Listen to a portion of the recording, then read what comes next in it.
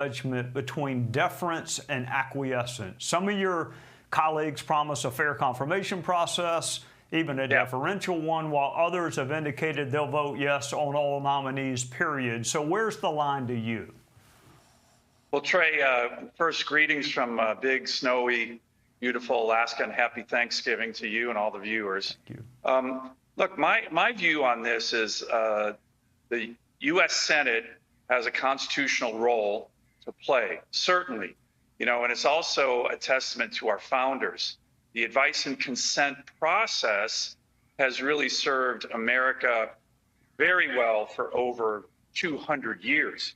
At the same time, I'm a strong believer in the fact that the president should get, in general, the cabinet that he wants, particularly in an election like we just saw with President Trump that was overwhelmingly in favor of his agenda that he laid out. So it's the balance between making sure the president gets the cabinet he wants. He picks the cabinet. We have our advice and consent process. We go through that, but also to make sure that we're getting highly qualified cabinet officials.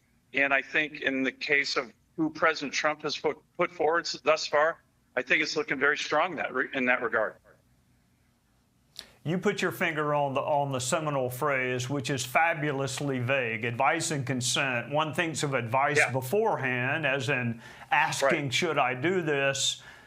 The president-elect is under no obligation to call senators ahead of time, but sometimes they do to kind of gauge reaction to nominees. Is there ongoing dialogue between the president-elect and the Senate?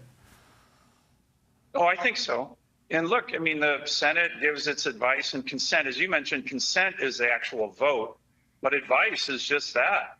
And when nominees come before committees, there's a lot of advice in terms of hearings, but also the meetings beforehand. I think a lot of senators weigh in with the president and his team. Hey, this could be a good candidate, not just for cabinet officials, but for deputy secretaries, undersecretaries.